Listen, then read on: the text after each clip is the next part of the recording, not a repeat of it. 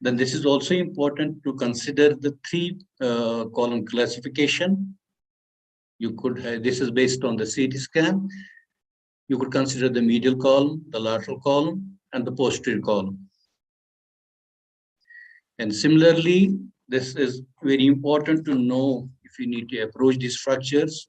Lateral column would be from the anterolateral approach, medial from the midline or the medial approach. Then posterior columns, posterior medial approach, or the lateral part could be dealt with a reverse L-shaped incision.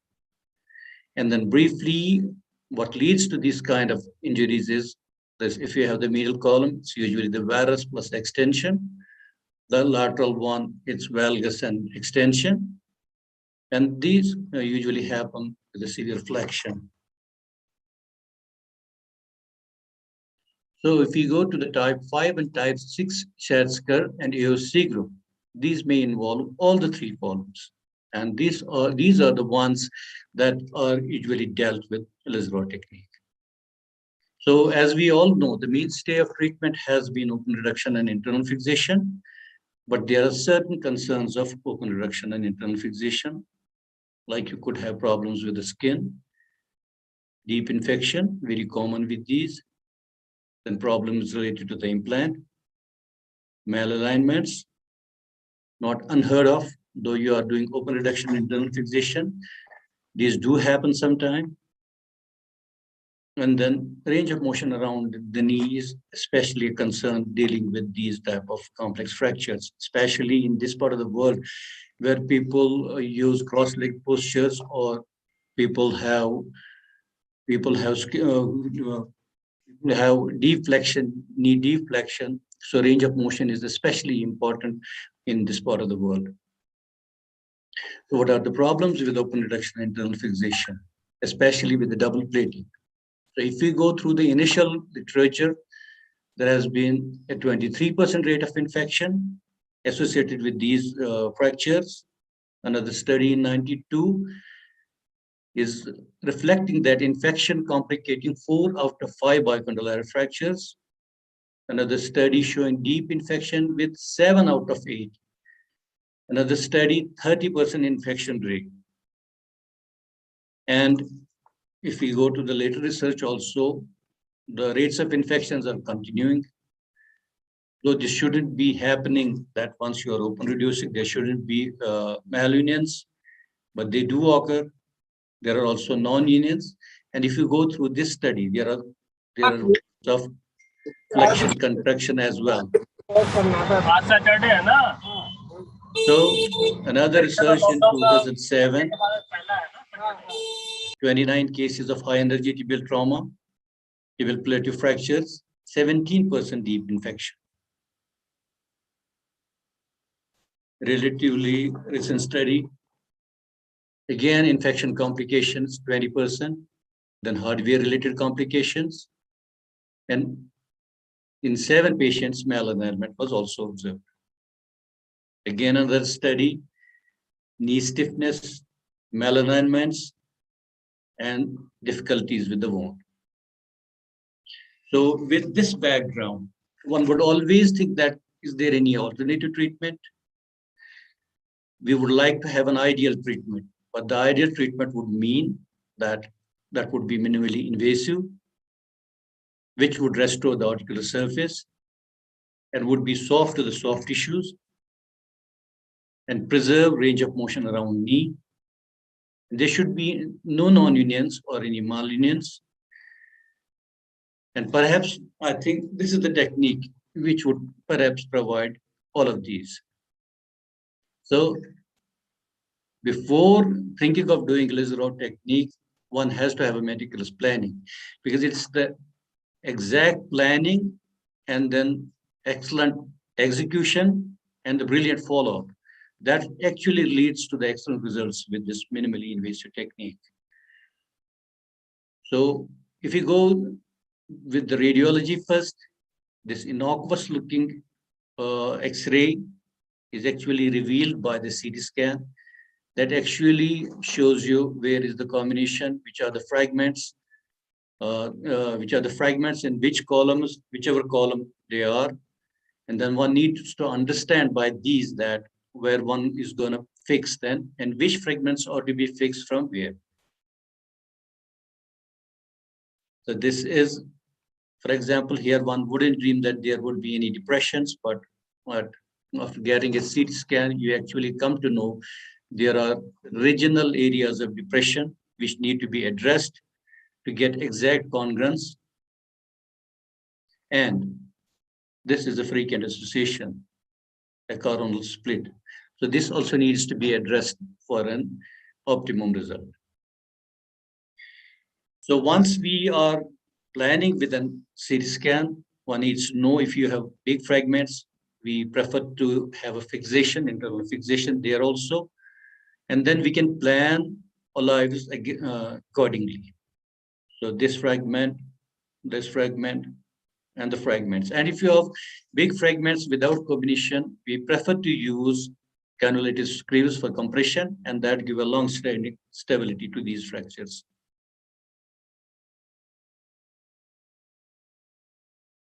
Then, like I said before, that one got to take care of these coronal splits. So usually use traction table. Many, if not most fragments fall in place. Then you try to do indirect methods. By indirect methods, you would use joysticks using shank screws or Steinman pins to lift any depressions. Then once the depressions are lifted, then you concentrate on any local depressions. Then we try to elevate that. After that, you plan fixations by counteracting olives. Then we could have hybrid modifications. That it's not necessary to restrict to the use of wires. We could use interfragmentary screws for larger fragments. Then fragment-specific incisions to lift the fragments. So once you have seen in the CT scan actual site of the depressions, you have in the pre-op decisions that where you would be lifting, where you would be putting an incision to lift that small fragment. And if you have a big crater, you might need to fill in the dead space. Then mixed ring and a rod fixation could be used to reduce the bulk of the fixator. So I'll be sharing our past experience. So we started it in past 2 decades with conventional Ilizarov technique or with hybrid modifications. Actually, I have around more than 110 cases done in these 2 decades. And we specifically followed in few last years these 35 cases of type C fractures with an objective assessment to actually give an evidence-based results for us. So we chose these C1 and C2 fractures, which could be minimally displaced or displaced one. Then actual CT scan would reveal the actual degree of combination, depressions, like here, C2 fracture.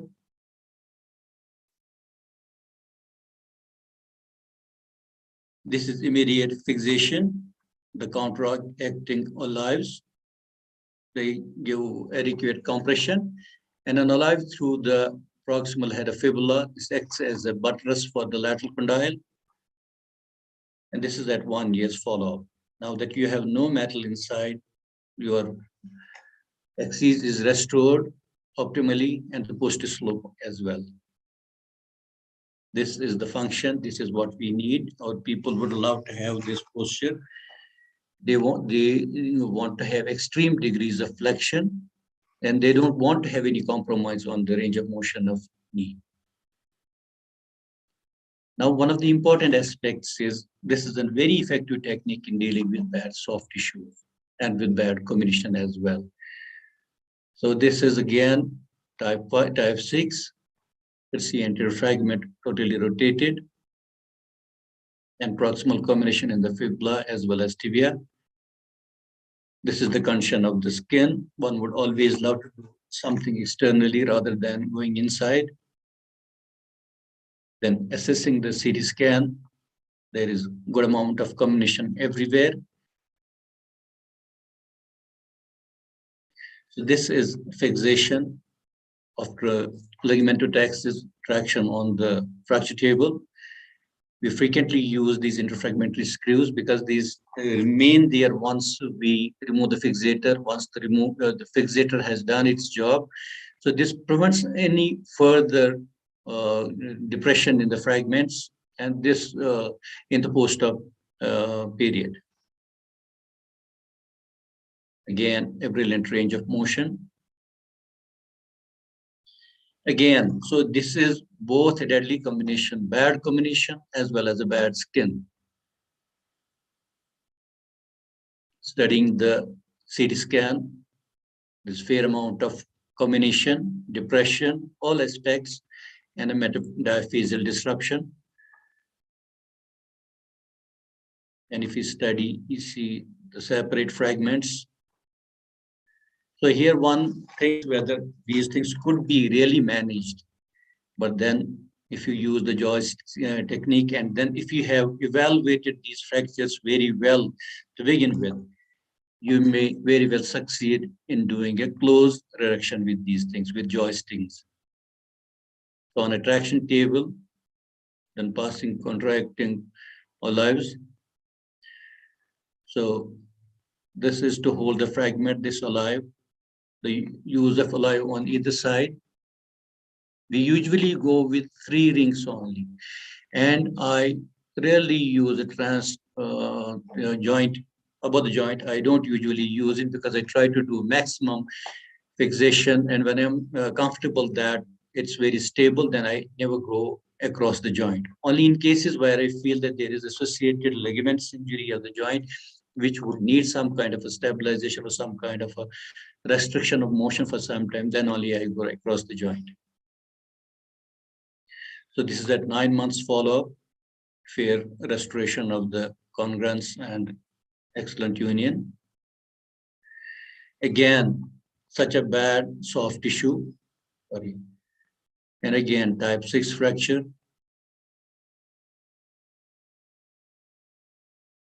Assessing the CT scan, reduction and use of hybrid technique, counteracting olives. This is the result at 1 year.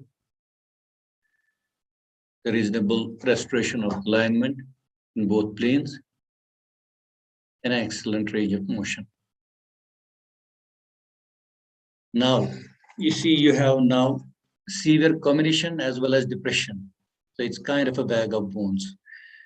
So in both planes, one can judge how many fragments are there, and then if one tries to really over-reduce them, it's hardly possible, I think, to restore this congruence at the same time trying to preserve the soft tissues.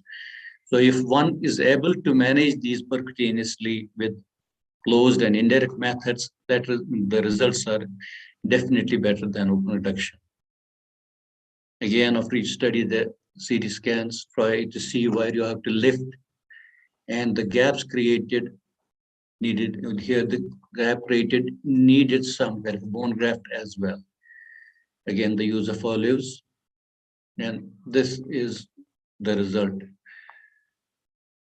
So this is 83, I suppose 78 degrees of varus healing, but again, with a good function.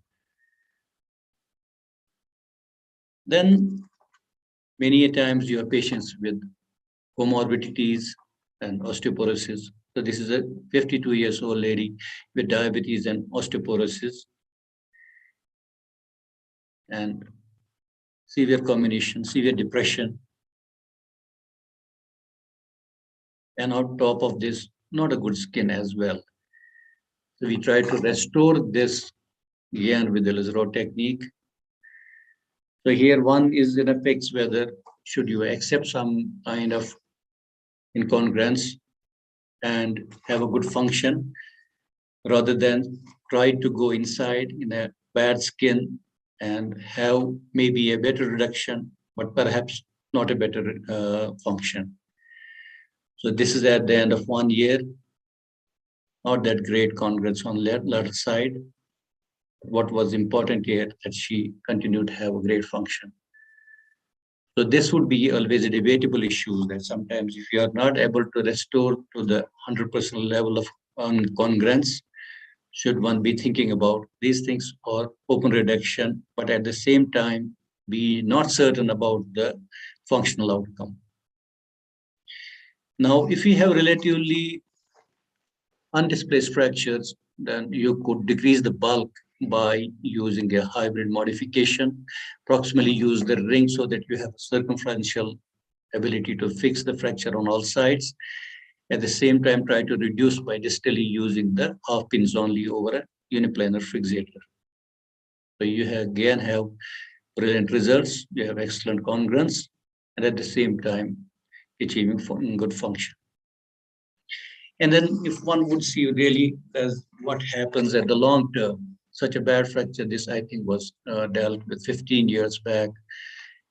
At the same time, internal fixation as well as ring fixation was performed. And this is his result at 15 years, continues to have excellent function and a reasonable alignment. So we published recently our results with 35 fractures, which I said that we planned a few years back to have an objective assessment. This is recently in this March. This is published in Malaysian Orthopedic Journal. So if we took all these 35 patients, all except one fracture united in time, and the average time to union was 15 weeks in type 5 and around 17 weeks in type 6.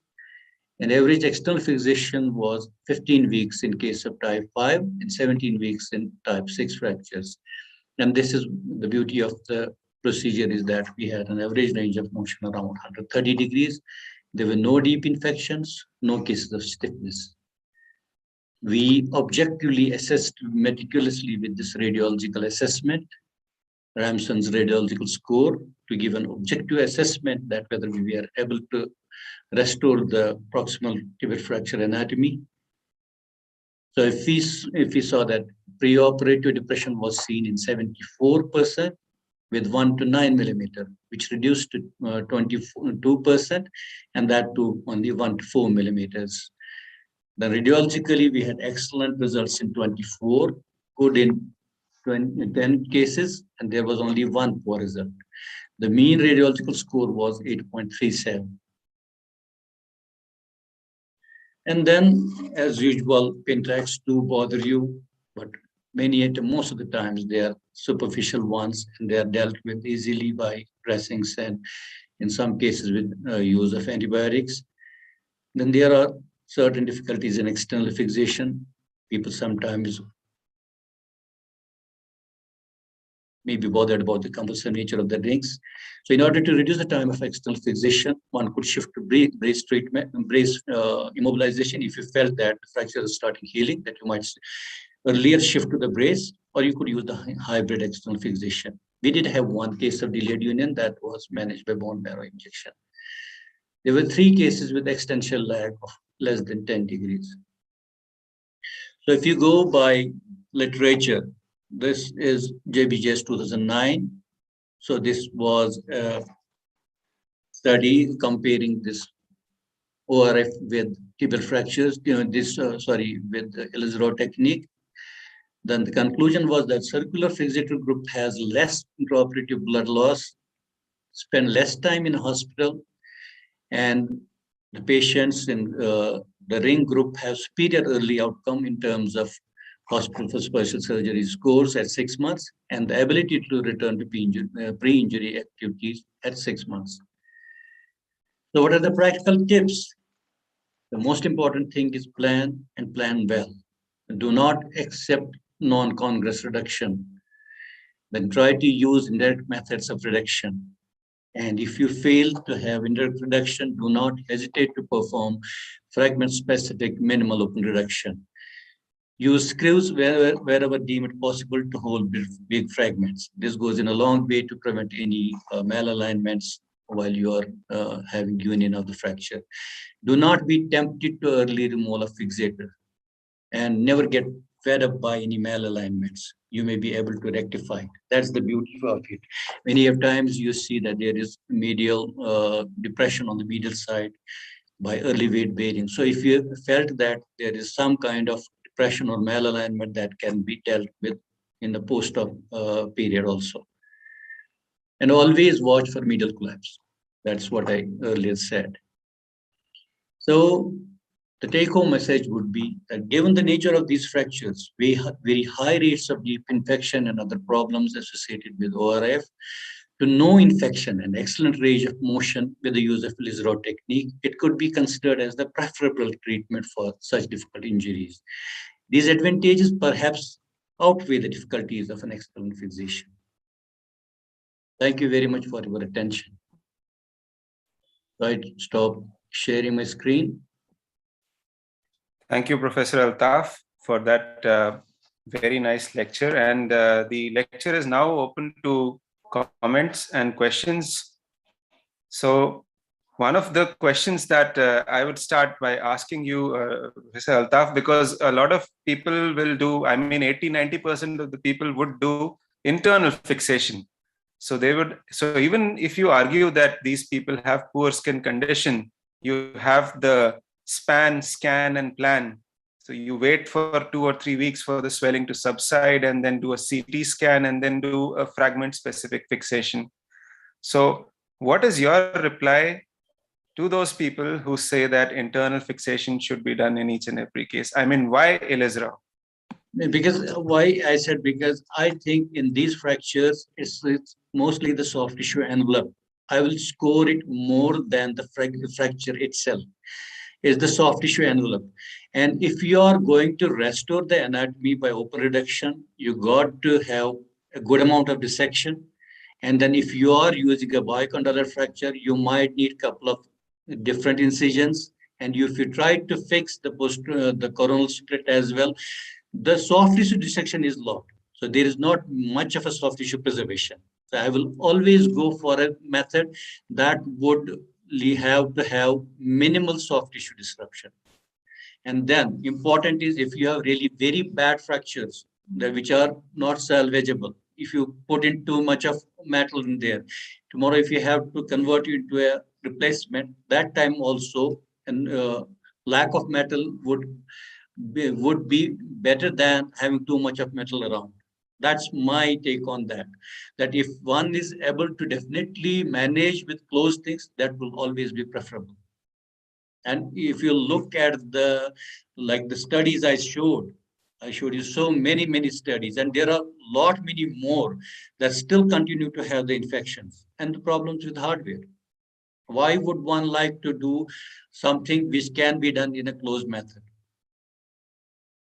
That's okay, my let me try this another way, because there are still people who believe in internal fixation. So are there any cases in your experience where you would not do Ilizarov and you would prefer internal fixation? So I would like to hear from you, what are your indications for doing internal fixation? As I said earlier, the fragments, the classifications 1, 2, 3, 4.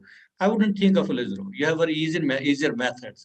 It's only the 5 and 6 which make things very difficult for double plating. Whatever best you do, you still would have some chances of having problems. These are the ones that I would like to do. I would not straight away go for those fractures that are easily manageable by internal fixation and with minimal sections. Like if we have a type 5 which is undisplaced, it could go either way. Maybe because even in that case, you simply have a traction table, fix it externally, and the fixator would remain there for 6 to 8 weeks, go towards a brace. And I don't think it should have any difficulty. And then, of course, it's the experience, planning, and execution of Ilizarov technique. That makes it important. And a person who is good at doing internal fixation, preferably might continue with his method. But if we think from the patient's perspective, then I think minimally invasive would score higher on that rate. Not convinced. So, Is not convinced. I would like to hear what Michael has to say, because these are very different setups. And Michael, 2 questions to you. So what are your general thoughts on Ilizarov in tibial plateau fractures? And secondly, in your practice, do you ever do Ilizarov fixation or ring fixations for these fractures? Thank you for the question, Dr. Sharma. Well, first of all, Professor Altaf, your presentation was spot on, very enlightening, very interesting. And to give you my perspective, I come from a school of thoughts that an AO school of thoughts, basically that internal fixation is good for everything, right? The truth is, a poor soft tissue envelope, a lot of comminution, severe swelling, the studies show it. Those problems lead to a high rate of wound dehiscence, exposed hardware, deep infection, malalignment. You'd be surprised the amount of Schatzker 6 treated with internal fixation who walk into my office with severe valgus malalignment, both from intra-articular depression and extra-articular malunion. So the first few years of my practice, I used to treat these Schatzker 5 and 6 with internal fixation with, let's face it, horrible results. And I was tired of those 40% wound dehiscence, 30% wound dehiscence and infection and reoperation for washouts, delayed closure. So I started treating my Schatzker 5 and Schatzker 6 with circular external fixation and minimally invasive percutaneous elevation of the surface of the depression, raft screws, cannulated raft screws for the articular surface as well, and either a 6-axis external fixator or an Ilizarov classic external fixator. Since then, out of about 10 cases, I've had no deep infection, no wound dehiscence, very satisfactory function, with the price to pay of discomfort with an external fixator anywhere between 3 and 6 months. I will tell you that, and I don't have the scores out yet. I do not have the outcomes on the data on paper yet, but I will tell you that the patients are much more satisfied with the external fixation than the internal fixation. So I think the take-home message of my long circumvoluted intervention is that there is a role for internal fixation in simpler tibial plateau fractures with a good soft tissue envelope. And there is a role for external fixation with the high comminution, poor soft tissue envelope, severe swelling, or even elderly people who need to bear weight quickly. So that's my take on it. As an orthopedic surgeon, we need to have multiple tools in our toolbox and apply them accordingly.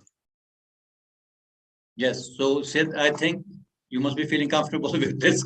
Yes, Michael has tested both. I'm very happy to hear your thoughts, Michael, because people who do internal fixation will very often not talk about the soft tissue complications or the malalignments. So most of the times it's hunky-dory. But yes, another important thing here is, like, both of you are so experienced surgeons and both of you have told us about the problems. So I think another message for the general orthopedic surgeon is that, guys, that these are very tough injuries. If you do not have the experience of managing them, try and learn about them. Try and scrub in with an experienced surgeon, whether you're doing internal fixation or the circular external fixator. This is not a fracture that you want to mess around with. This is not something that you want to do as your first or the second case. So get the experience. All techniques work well if you have the experience. And even with experience, you may have some problems. So with that, do we have any more questions from other faculty members? Yes, Manish, please. Sir, through you, I would like to put across a question to Professor Altaf. Firstly, sir, thank you so much. A very enlightening talk. We have heard from you in the past also and on the similar lines. So, sir, there were two questions which I wanted to ask you, sir. One is, if you have a massive degloving at or around the proximal tibia, maybe extending till a little down below, what is your protocol? How do you get the plastic surgeon in the situation, and how do you plan, or if you get the plastic surgeon for covering the wound, then how do you plan your fixator? Some tips I would like to know, sir. One is that, And the other small question is, sir, many a times recently I have fixed a very severely comminuted proximal tibia Schatzker 6 with a circular fixator, wherein I finally, after fixing everything, sir, when I started moving the knee just to check the stability, I realized that there is a fragment dead anteriorly with the patellar tendon, which was not stable, sir. And I had to put a screw, but I was still not very comfortable because that whole thing was shattered and comminuted. I didn't know. Somehow I could finally manage to put a small 2-hole 1/3 tubular plate, because there was some open thing which allowed me to do that. So just a few tips on that. So these two things. Yeah, thank you, Manish, for your questions. First question was, how do you deal with the deglove injury in such a massive comminuted fractures?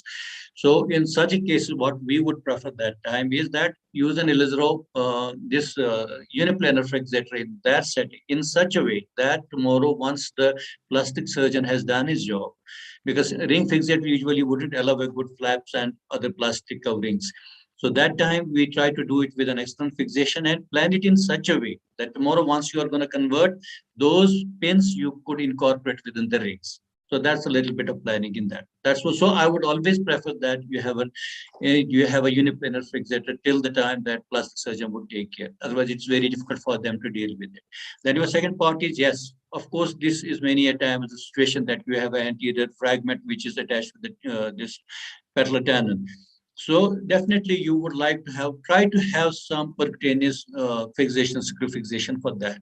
Then if you said, like in your case, that you had difficulty in holding with the fixator also, this screw as well. So what you could try to find out some oblique, these olives that would give some fixation with the proximal tibia, because you wouldn't be able to go directly to the anterior posterior direction. Try a couple of olive wires on that and a screw fixation. I think that should do. That should manage. It really helps, sir. This thing really helps. That's what I said, because I don't shy away using internal fixation, because it's basically, you must, like Mike said, that you must have everything in your toolbox. It's not necessary. That's why it's not that Ilizarov would give wonders by putting in wires only, unless you got some congruence. And if you have a big defect, you need to graft it. You need to have a spacer in that. So it's not going to unnecessarily putting some wires. And if you have a rafting screw available, use that. So it is best what you can use in minimal invasive way. That is the crux of it. Thank you, sir. Wonderfully explained. Thank you. So thank you, Professor Altaf, and thank you, faculty, for your questions and discussion. Moving on, we have Dr. Michael Asiag from the Sinai Hospital of Baltimore International Center for Limb Lengthening, and he is going to be talking on special considerations for internal tibial lengthening. Over to you, Michael. Thank you so much, Dr. Sharma.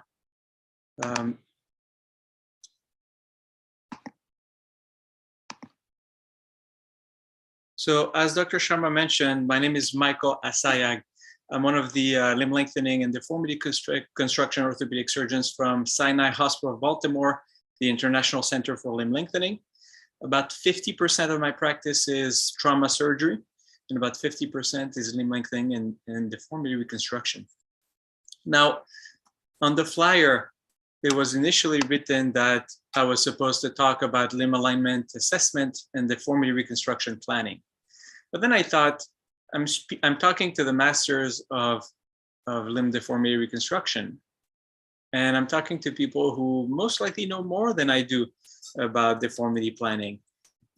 So why am I saying that? Well, in 2019, I had the honor to be invited by the Sensitivity Institute of Pune to give, with my mentor, Dr. John Herzenberg, the first lower extremity deformity course of Pune. And you can see this is me, this is Dr. Herzenberg, Madeline, and my lovely wife, who's also an emergency physician, and all our friends from Sensitivity Institute, Dr. Parag. And basically, by talking to the amazing surgeons there, I realized that the deformity surgery that is being done in India is of a very high caliber. and the surgeons are already excellent. So those are topics that you most likely, master more than I do. I had the pleasure to see Dr. Shamsul Hoda, a good friend, and I didn't see Dr. Sharma there, but I had the chance to meet Dr. Sharma, who came for 2 weeks in our center in 2018, 2019, and I had the pleasure to meet his brilliant mind. Meanwhile, in Baltimore, this is today. It is definitely not springtime yet. You can see there's lots of snow. It's cold. There's a flurry outside of my house. So I'm glad to be here with you, talking about deformity reconstruction.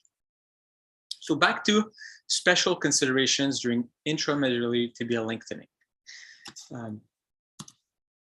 The Ilizarov method, or actually should I say the limb lengthening method, has greatly evolved in the past century and a half.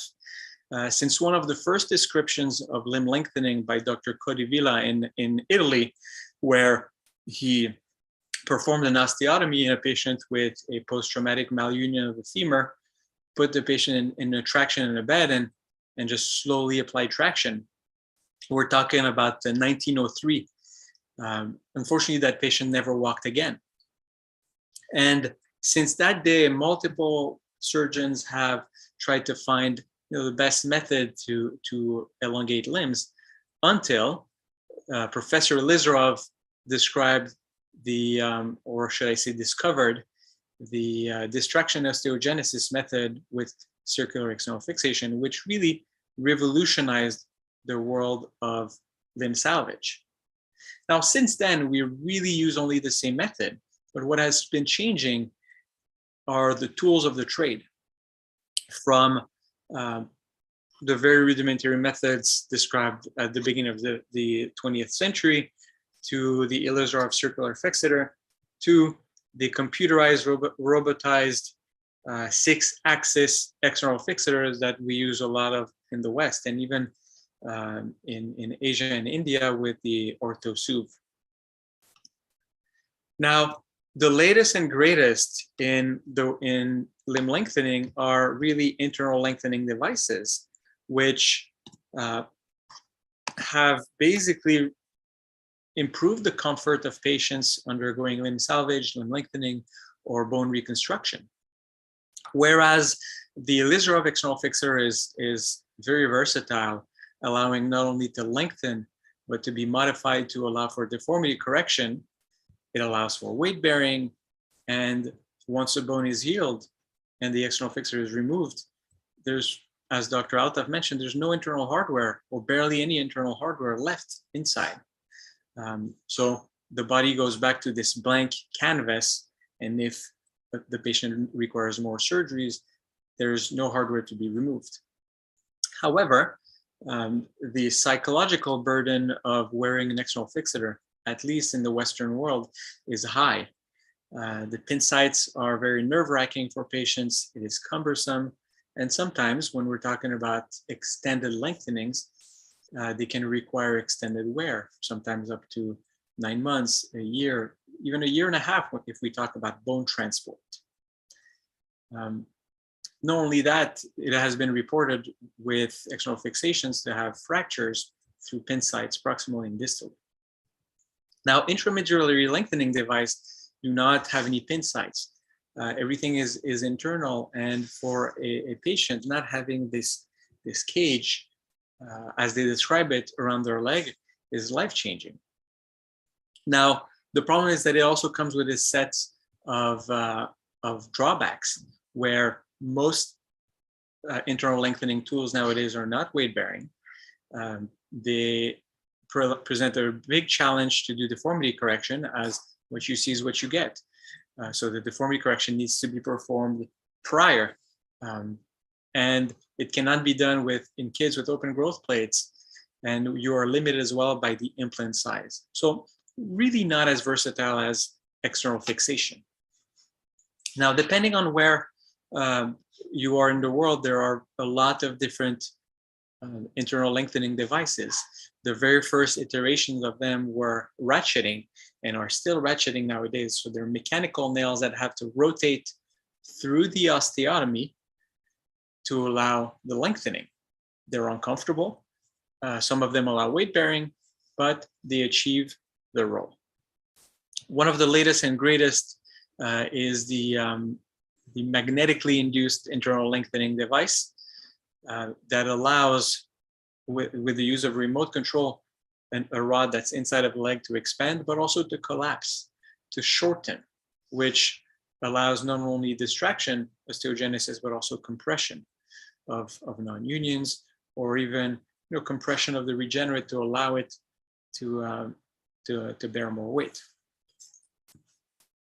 Now, no matter what the implant looks like, it is still the same Ilizarov method.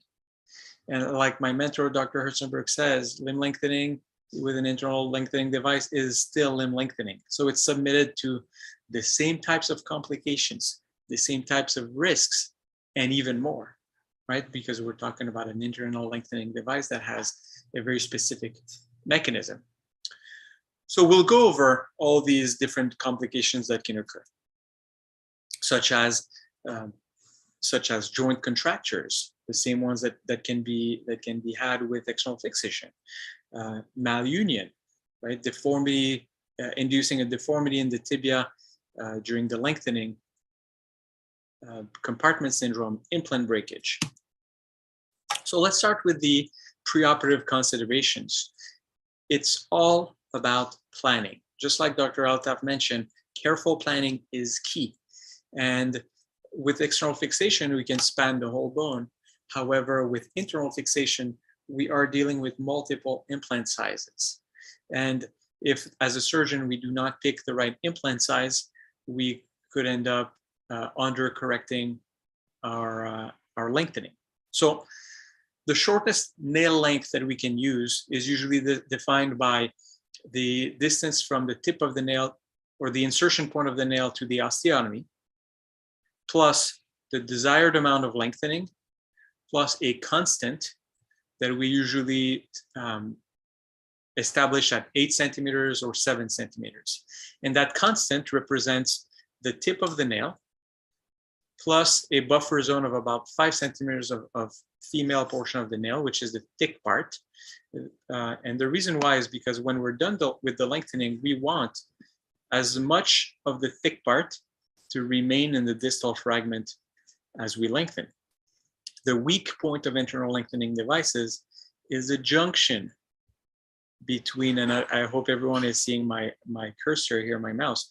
The weak point is the junction between the male and the female portion because it's a change of diameter. So if that change of diameter ends at the end of the lengthening at the flexible regenerate, it's very simple for the implant to break.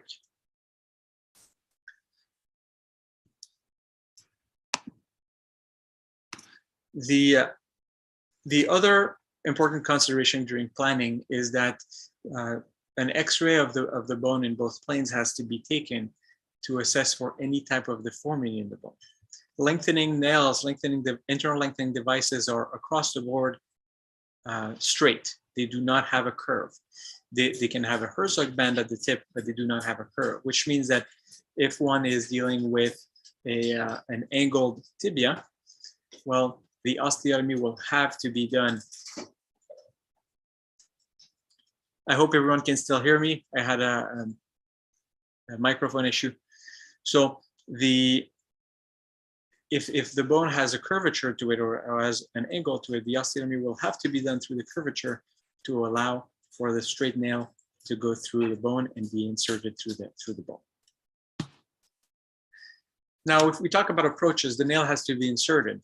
And like any trauma nail, there's two common methods. The hyperflexed position, also sometimes called the infrapatellar position, which can only be used if there's enough knee flexion and if the patellar height is high enough.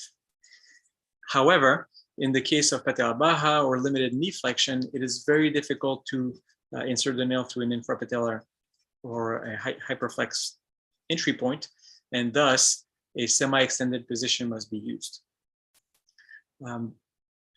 Suprapatellar entry points can only be used with very specific instrumentation. However, parapatellar approaches and arthrotomies can be used, medially and laterally. If flexion is limited, to sublux the patella, and then use a semi-extended approach. Mention to your patient, however, that anterior knee pain is very frequent with those implants, up to 2 years, due to the entry point. Now, when we talk about intraoperative considerations, they are very similar to the ones we have to consider for external fixation. So if we are dealing with a deformity, such as in this example, a genu varum stemming from a malunion of a Chatzker-6 tibial plateau fracture sustained in the past. So we can see there's depression of the articular surface, but there's also malunion of the metaphyseal area. Well, if you lengthen a tibia through the anatomic axis because of a limb shortening, in this case of about 3 centimeters, one will accentuate the genu varum deformity by medializing the ankle. So as a surgeon using an Ilizarov fixator, it would be very simple to use hinges and to both correct the varus and the length simultaneously for perfect alignment.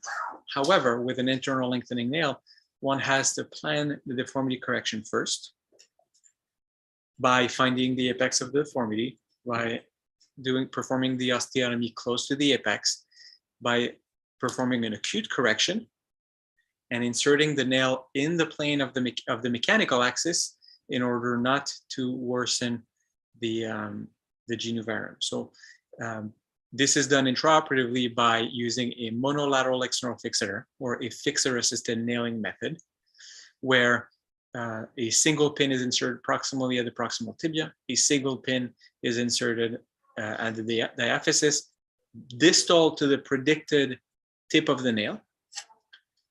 The osteotomy is done first. The alignment is corrected, and using either a Bovie cord or an alignment rod through the center of the hip, the center of the ankle, it should pass through the center of the knee. In this case, we decided to have the alignment pass through the medial tibial spine to offload the arthritic portion of the lateral tibial plateau, and basically load the compartment, the medial compartment that is healthier. You can see on the right, at the end of correction, at the end of the lengthening, the leg lengths are even, and the mechanical axis goes through the medial tibial spine as planned, which means that we carefully lengthened through the mechanical axis and we did not worsen the deformity. So acute deformity correction only can be done with an internal lengthening device. Now, what you see is what you get. No adjustment is possible afterwards. No correction is possible afterwards. So what you see is what you get. We'll go back on that topic, but it's very important in those situations to increase the latency period more than the preferred 7 days in the tibia, to allow the body to create a callus as we've disrupted the surgical site, right? Professor Ilizarov described very carefully not disturbing the callus and having a well-reduced osteotomy before starting the lengthening. Now, this is not a tibia, but this is an example on your left of an acute deformity correction in distal femur and lengthening with only 5 days of latency period. And this is at 6 months. What one can see that laterally, there's a big cyst, there's a big void, there's really poor bone formation laterally, while medially it is adequate. And this was a failure to increase the latency period. On your right, different patient with a 14-day latency period, where you can see that and we're talking about the same age of patients, 26-year-olds for both, where the regenerate is much sturdier on the lateral aspect after the deformity correction. Now, if we want to prevent deformities during lengthening of a tibia with an Ilizarov fixator, we can either input a stress in the ring at the insertion, or perform a lengthening, modify the fixator with hinges, and correct the apex anterior deformity or the valgus deformity that is being created naturally due to muscle pull.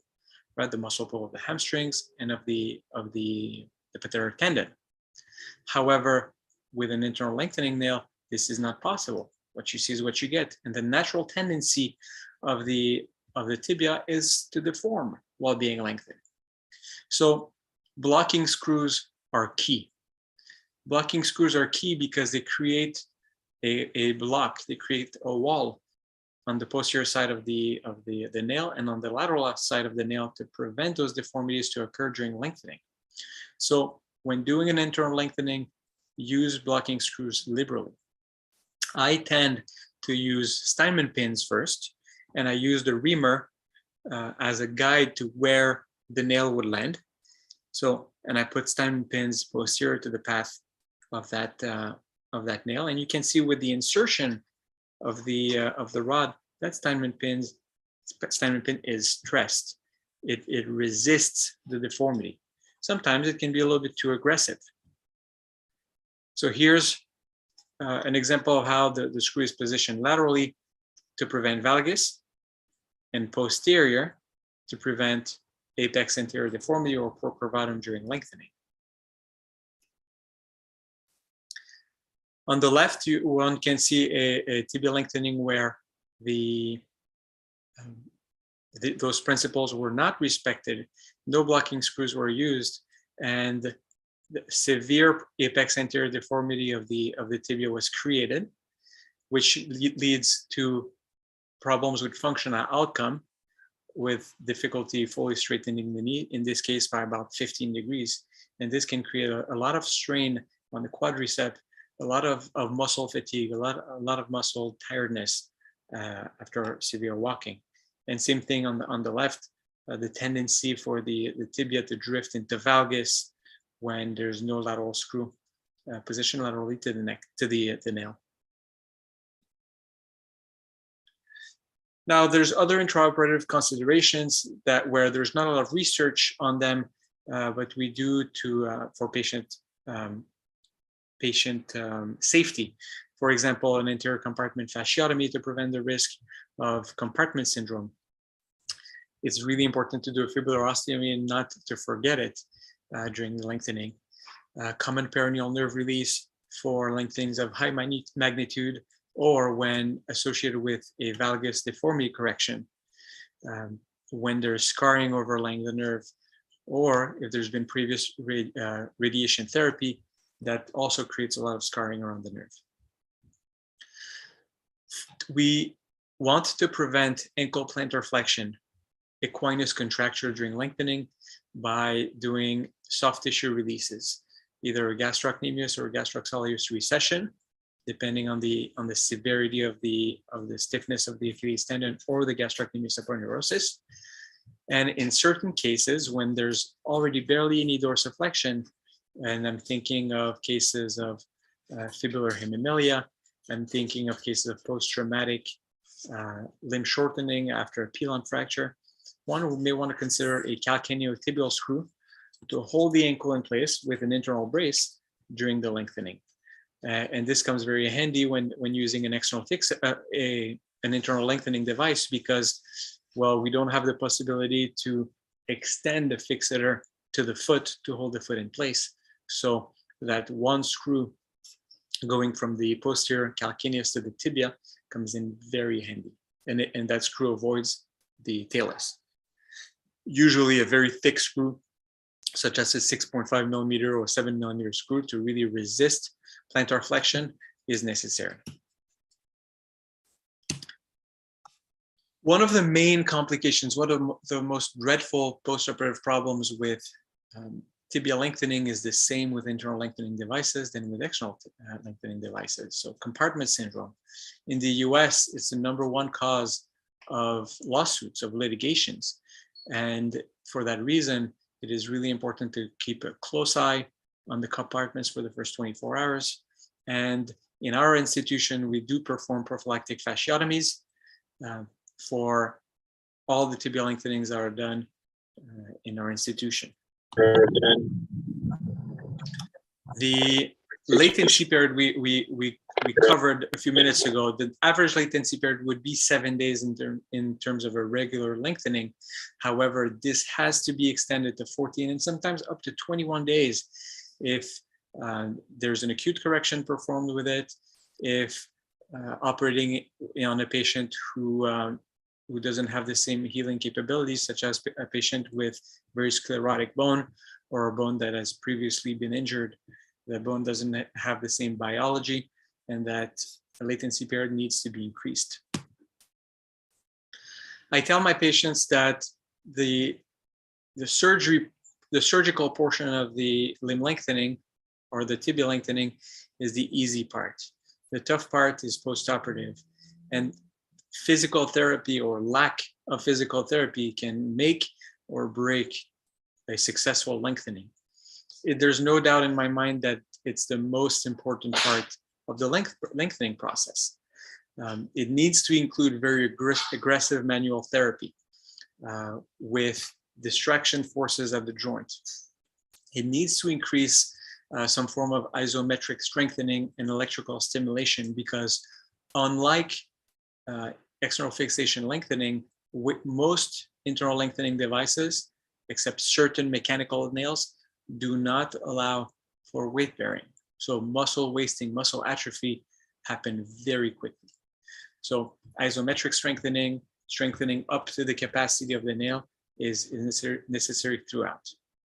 If we want as well to avoid complication that's occurring on the left, ankle bracing is necessary.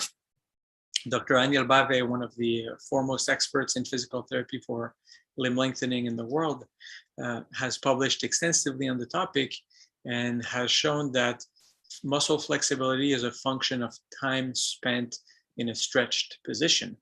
So wearing ankle braces, ankle foot orthoses at night or with active dorsiflexion will really improve the prognosis and decrease the risk of equinus contracture. We also tend to focus a lot on plantar flexion, but on dorsiflexion of the ankle during tibial lengthening, but plantar flexion is just as important. Failure to stretch carefully the tibialis anterior will tend to lead to not only a lack of plantar flexion, a lack of push-off, but also a tendency for the foot to drift into varus or inversion, which can really be incapacitating for patients as they start walking on the side of their foot after the lengthening is done. So physical therapy, I'm spending a lot of time on it because it is the most important part. If your patient does not have access to a physical therapist easily due to economic reasons or even geographic reasons, then it's really important to provide them with that knowledge before they leave your care, before they leave the hospital, and that one makes sure that they know exactly, they have a list of exercises to do and clear indications on how long to perform them every day. If they require helper, they can do them on their own. So a patient can do their own physical therapy. However, they have to be instructed and educated properly. Follow-up is key. Limb lengthening is still limb lengthening. So very close follow-up. In my practice, we're talking about follow-up bi-weekly because the distraction osteogenesis plan must be fluid. Everyone heals differently. So adjusting the speed, the velocity of the lengthening according to bone formation is very important. Allowing compression if bone formation is not good enough before distracting again is important, slowing it down. The same is true when facing joint contractures. If the physical therapy is insufficient and if the bone allows, then the ability to slow down the lengthening, to allow the Achilles tendon, to allow the knee to fully extend, the Achilles tendon to stretch is the way to go. So the base rate of lengthening for tibial lengthening in an adult should be about 0.75 millimeter per day for the soft tissues to be able to adapt for a bone, but this can come down very easily to 0.5 millimeter per day if need be. Same thing in the face of nerve irritation, numbness, pins and needles, hypoesthesia, allodynia. If facing any of those symptoms, the lengthening should be slowed down. Same thing, and all that is based off of routine radiographs and physical examination. Very careful physical examination every time. Now, we talked about weight bearing. No, one has to know their implant. One has to know the capacity of the implant. So most magnetic lengthening nails now on the market can only allow up to 70 pounds of weight bearing, which is definitely below the weight of most patients. Failure to respect those restrictions will lead to failure of the mechanism. As you can see here, the lead screw backing out compared to the other side. It can lead to fracture of the implant through the female portion, fracture of the implant through the screws, or even through the junction. Some electrical nails out there available in Europe can only allow for 20 pounds of weight bearing, while some mechanical nails on the market can allow for up to 150 to 200 pounds. So knowing your implant really, really matters. We talked about congenital etiology. We didn't talk yet about congenital etiology, so let's go over it for a second. This is not for tibial lengthening, but it depicts the topic very well. We're looking at an X-ray of a patient with fibular hemimelia and congenital femoral deficiency with extensive past history and instability of the joint. When performing a congenital lengthening with external fixation, we can span the joint, create a hinge at the hinge point of the knee, span the joint and extend the fixator to the tibia to prevent any dislocation from occurring. But this is not possible when doing an internal lengthening device.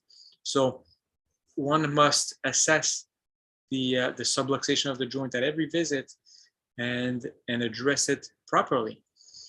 On the X-ray that you have on the left, you can see, and it's very subtle, that the medial compartment is opening. The lateral compartment is starting to overlap at the tibiofemoral joint, which means that there is posterolateral rotatory instability and subluxation. And failure to recognize that will lead to catastrophic complications for this patient's function. So how do we prevent that? Well, to prevent that, maintaining flexibility and doing physical therapy is the first line of prevention. The second line of prevention is to use bracing techniques at night to keep the knee fully extended, to provide a stretch along the hamstrings and to prevent that from happening. In surgery, we release the iliotibial band. We also release the intramuscular septum that can create a very strong resisting forces.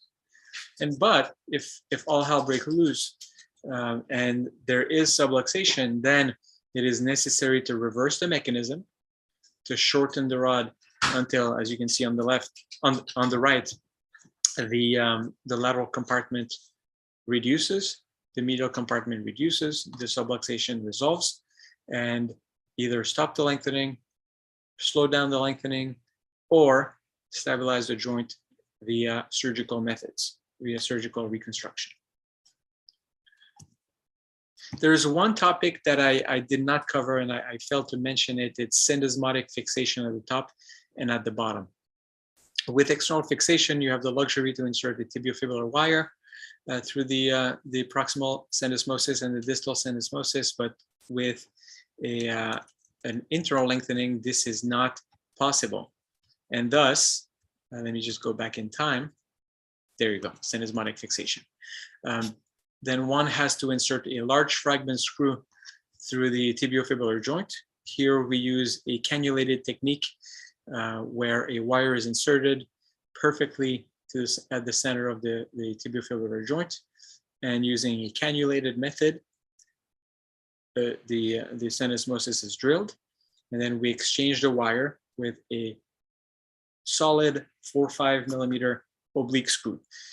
And that screw has to be quadricortical, because if left only in 3 cortices, there can be a seesaw effect. There can be a levering effect as the fibula is pulled up that can still dislocate or sublux the tibiofibular joint. So very important. We insert that screw obliquely, as the cross section of the screw will be oblong, will be oval, instead of being circular, which theoretically, from a mechanical perspective, strengthens that screw. Now it is very difficult to insert that screw obliquely proximally, and you can see that the same method is used, but that screw has a tendency to bend. So syndesmotic fixation, very important when doing an internal lengthening, because that can create one of the worst complications, which is dislocation, subluxation of the distal tibiofemoral joint at the ankle. So finally, one last consideration is that once the lengthening is over, there's still a big, implant. So in the tibia, so implant removal is key. I tend to quote to my patients that it's for MRI purposes, because we use a magnetically induced rod, which means that they're not compatible with MRIs. And also it's a specialty item. So God forbid the patient gets injured out of state, out of country, or somewhere else. People caring for your patient may not be able to have the tools to remove that rod. So that was the last special consideration of internal tibial lengthening. In conclusion, it's internal lengthening, intramedullary lengthenings are not just intramedullary nailing, and they are really limb lengthening. So they are distraction osteogenesis cases and protocols that have to be addressed the same way lengthening protocols are addressed with external fixation. The same considerations have to be taken into account, but modified to fit the internal reality. Planning is key. Measure twice, cut once. Sometimes measure 3 times or 4 times and cut once, to make sure that as a surgeon, you'll be able to bring your patient to completion safely. The devil's in the details, and careful follow-up is necessary. So thank you very much. This is just a quick introduction to the Baltimore Limb Deformity course that is at its 32nd annual iteration this year, between August 24th and August 28th of 2022. We welcome people from all over the world for our course, and everyone is welcome. And if you are, please reach out to us. Thank you. Thank you, Michael, for the fantastic talk. I mean, the depth of the subject and all the little things that you've pointed out are fantastic.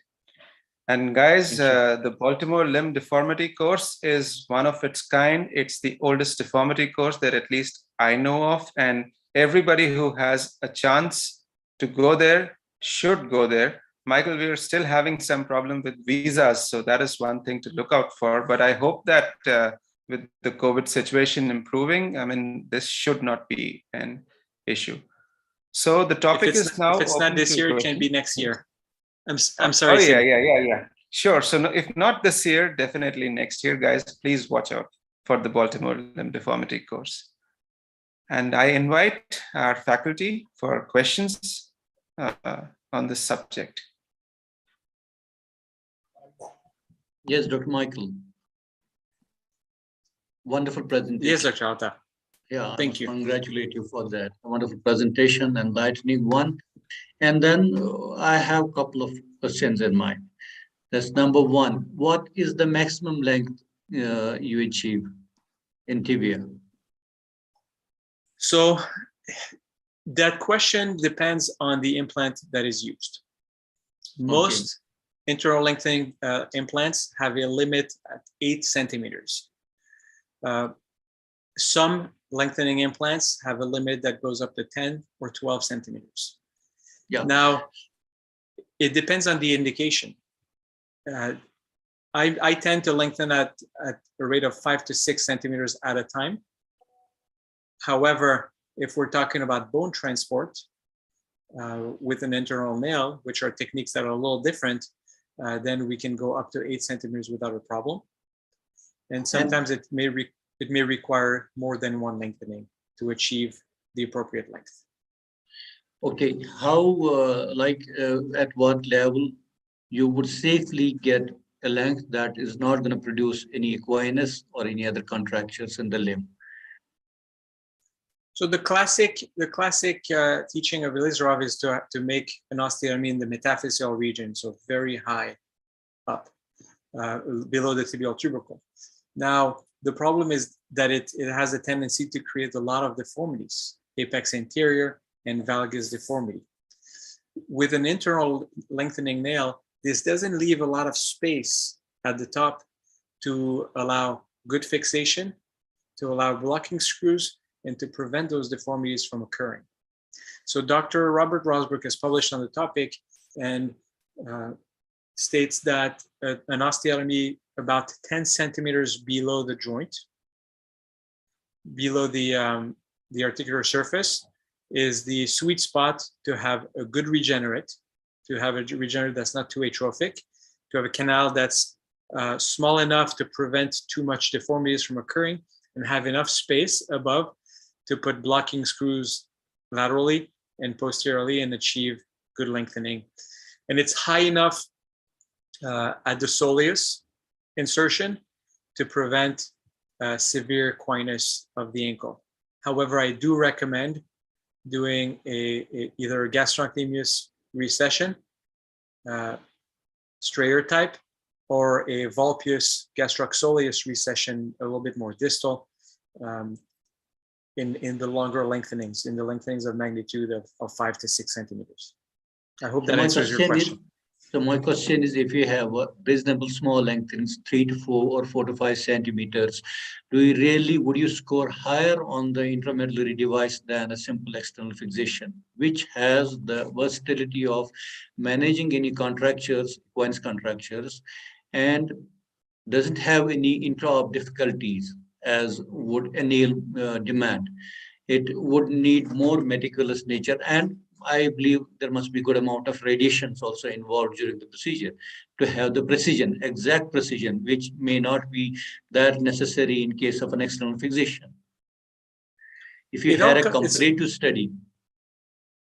So it's a very good question. It's not a study that we have right now. The fluoroscopy time or the amount of radiation for both procedures, it would be very interesting to have, actually. Very, very interesting. Now, those are very good questions. And the same way we mentioned about the different methods of fixation for tibial plateau, the same applies to a tibial lengthening. If a surgeon is very experienced in external fixation lengthening and his patients can tolerate the pin sites and can tolerate the external fixation, then it's a very good tool in achieving the goals. In the United States and in Canada, in the West, patients are not as strong and as strong-willed as in India. And the idea of having an external fixator on their leg, even for 3 to 4 months for smaller lengthening, 3 to 4 centimeters, or 5 months, sometimes it's too nerve-wracking. They would rather live with their deformity correction. Both implants or external fixator will allow the same results. They will allow the same amount of length. They will allow for correction of soft tissue contractures with the appropriate adjuncts.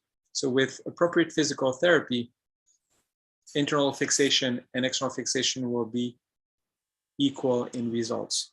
Now, the patient-reported outcomes during the lengthening, the quality of life during the lengthening wearing the external fixator was inferior to the quality of life during internal lengthening devices, due to the fact that there is no fixator. So I think both are equal. Couple of more questions, if I'm not doing too much. So in case of femur, would you prefer a proximal lengthening or a distal lengthening? Number one. And in case of a tibial lengthening, once you are using syndesmotic screws, do you have any breakages during lengthening? Do you have any issues with the syndesmotic screws? Very good question. So first question, in a femur lengthening, what's better, to lengthen proximal or distally?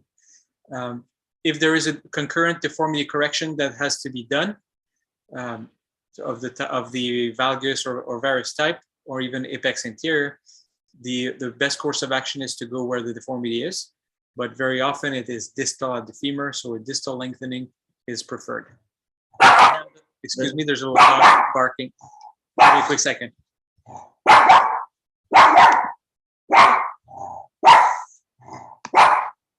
Maggie. All right. So the when lengthening distally at a femur, there is a lot more stretch that occurs through the vastus intermediate, which will tend to create a little bit more knee flexion contractures and knee extension contractures, so difficulty flexing the knee during the lengthening. So for a pure lengthening without deformity correction, I personally prefer going in an antegrade manner. The detractors of the antegrade lengthening will say that it tends to displace the mechanical alignment laterally because we are lengthening through the anatomic axis rather than through the mechanical axis. What I answer to those people is that this is only a theoretical concern. We're actually publishing our data about it right now. We're writing them up. And there is a natural tendency for the implants to bend into varus during femoral lengthenings, internal femoral lengthenings, that offset that lateral displacement. So it has not been an issue. So my experience, I would always prefer a proximal lengthening because of the prevention of the knee contractures. It's quite comfortable. You get a good amount of soft tissue that stretches between the proximal and the distal end. With the result, you don't have any contractures rather than in case of a distal lengthening. I completely agree with that. Totally. Now, sometimes it is not possible to lengthen proximally due to the morphology of the femur or due to the existence of the femur. Depending on the, I would say in case of a pure lengthening in a straight femur, I would prefer to go for a proximal lengthening. Totally. Thank you. Much easier for the patient. Thank you. Thank you, Michael. Okay, Michael, so I have a quick question for you. So when you talked of the syndesmotic fixation, and I mean, I saw this in Baltimore as well, you put your screws from the medial to lateral, whereas all the trauma surgeons will put it from the fibula to the tibia. So would you like to clarify why you do that? Why not lateral to medial? So if the x-rays that I've shown, the fluoroscopy shots that I've shown, do not do it justice. So here's what I do. I insert first an Ilizarov wire from the fibula to the tibia, for the simple reason that it's much easier to go from a small target to a bigger target. And it allows me to insert it dead center. Oh, and I forgot to answer Dr. Altaf's question. We have not seen any fractures through the syndesmotic fixation in tibial lengthenings. The main complication that I've seen twice was the syndesmotic screw backing out during the lengthening. So that's it. So I insert the wire from lateral to medial. However, I do insert the screw from medial to lateral as it is a little less prominent, a little less symptomatic, but this is just expert's opinion. I know there are surgeons out there who will insert the screw from lateral to medial. Okay, thank you, Michael, for that. Because I did present one of the internal lengthening, lengthening over nail lectures, where I referenced one of Dr. John Herzenberg's articles. And the obvious question was why medial to lateral? So we have the answer to that question now. Thank you. It is purely for comfort. Yes. Okay. And my question to the faculty out here, Dr. Altaf, Dr. Manish Prasad, Shamsul, how many of us are using the prophylactic anterior compartment fasciotomy? Because this is a big problem in the United States. And this is a very quick procedure. So I have seen this in the cadaveric workshop that they conduct at Baltimore. It takes about 5 minutes. It's fairly simple, very intuitive and easy to use. But how many of us are doing prophylactic anterior compartment fasciotomies out here? Not me. This is, in fact, I wanted to ask Michael, why do you have to have so many prophylactic releases? Well, Because Like in past 2 decades, I have done lots of lengthenings. I did not encounter this issue, especially if in case of a simple this Ilizarov lengthenings. Not talk about the intramedullary nails. Is it more in case of your intramedullary nails rather than in the conventional Ilizarov lengthening? So what happens with an internal lengthening nail is that we A lot of hematoma. Well, there's a lot of hematoma, but first there is the Bastiani technique that we use that creates hole through the back of the femur, the back of the tibia, excuse me. And then to insert the nail, we have to ream the canal. And reaming the canal when the osteotomy has already been started creates a lot of swarf, a lot of debris through the posterior compartment, and sometimes even through the anterior compartment. And a lot of bleeding through it. So that's one of the main reasons. Dr. Herzenberg has published a case series where 6 patients developed a compartment syndrome after a tibial osteotomy. Now, I would be interested to see a study, and I think we'd have the numbers very easily, where we randomize the patients undergoing a tibia lengthening in 2 groups, those with a prophylactic fasciotomy and those without it. And I think we could easily get very high numbers very quickly that would clarify the situation. Is the incidence of compartment syndrome statistically or clinically significant enough to warrant that extra step? Another reason is the rate of complication after an internal fasciotomy that is done prophylactically through a percutaneous method. The rate of complication is very low, and it only takes 2 minutes. So there's really not much to lose about it.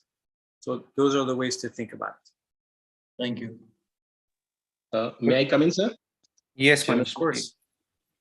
Sir, as far as anterior fasciotomy, anterior compartment fasciotomy is concerned, like I did my training under Dr. Ganger and Dr. Christoph Rader. I'm sure Dr. Michael knows them, and you also, Siddharth, sir, you're aware of them.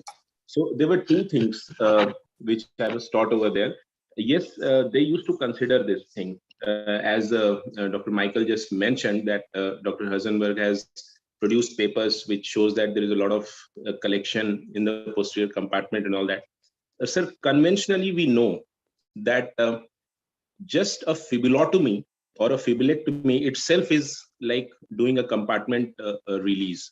When you go for a fibulotomy, you are actually treating a tight compartment. It's a part of releasing the compartments in a case of compartment syndrome.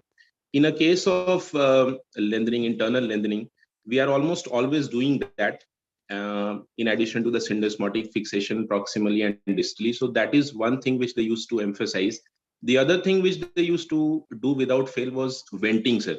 Before they used to do an osteotomy or reaming, they used to make multiple drill holes through and through the tibia so that the intraosseous compartment would not rise as much, and the products would escape.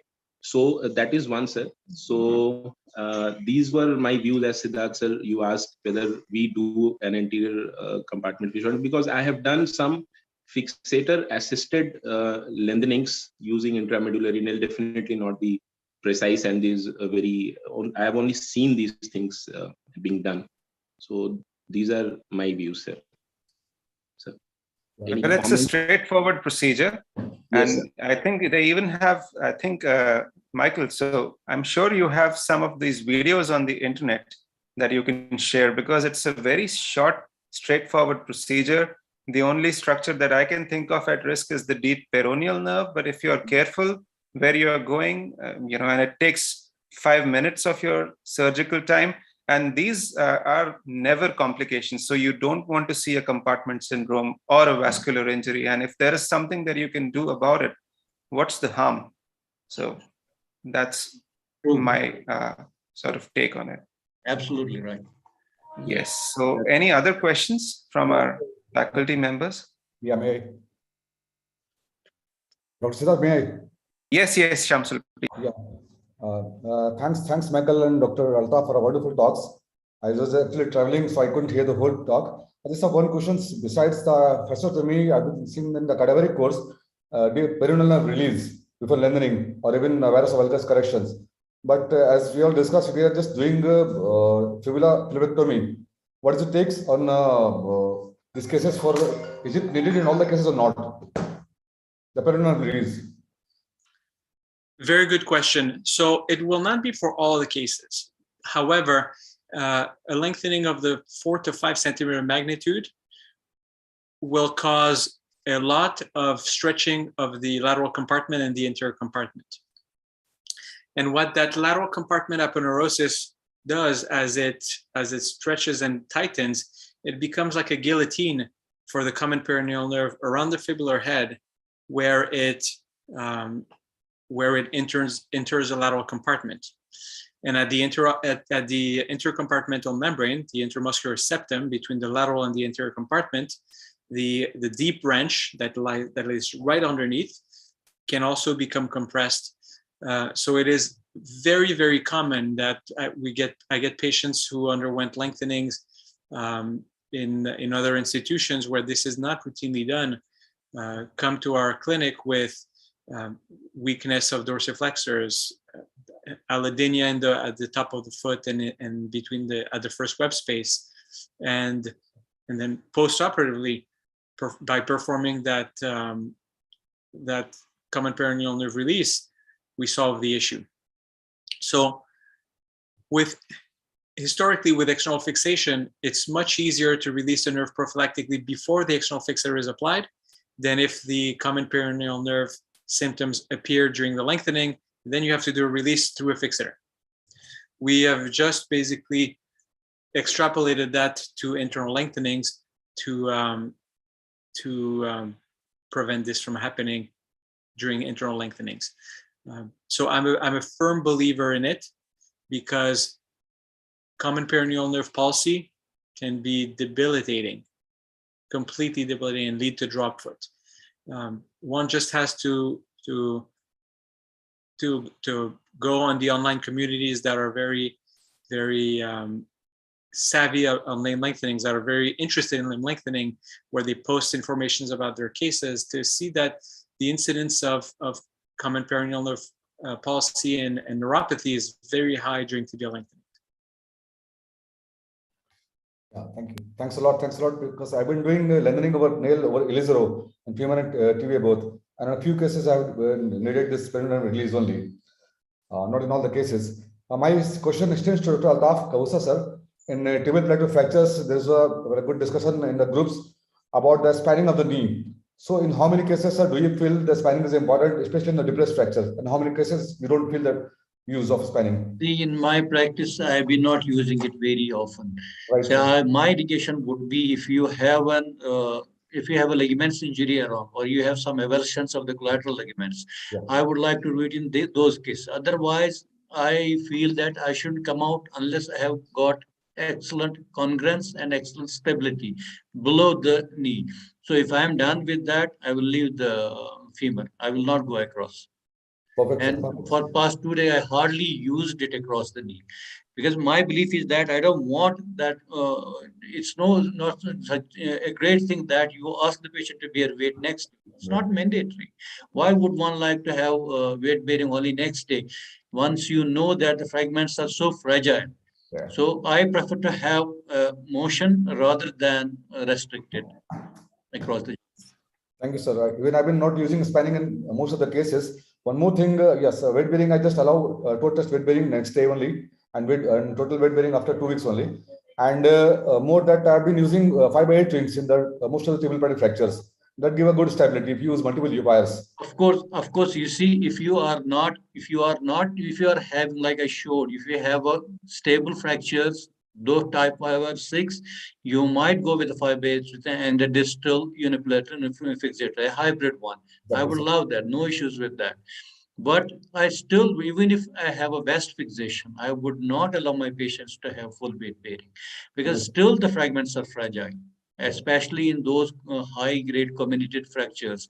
I would not like them to have, because even if you did best, the medial collapse is very common. Try to prevent that. Thank you. Thanks a lot, sir. Thanks both of you for a wonderful talk.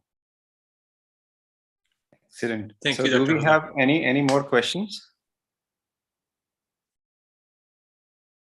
I think there is one question from YouTube. Let me just read that. It is from Dr. Satish Rathod. Femur shaft fractures, proximal upper third with butterfly fragments, not healing. What was the solution? This is about femur. It's not about the topic. We can leave it, sir. Yeah.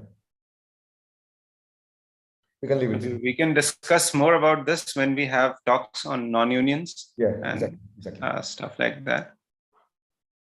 Thank you. So, guys, I think it's time to say goodbye to our two very, very experienced speakers, Dr. Altaf, Dr. Michael Aseag. Thank you so much for your time. Thank you so much for making these talks very, very interactive and informative.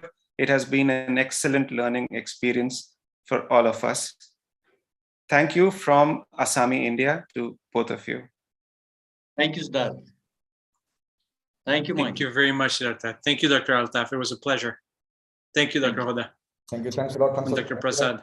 And we Thank welcome you, sir. everybody. Welcome Thank you very everybody for ASAMICON, coming ASAMICON at Pune in June. Inshallah.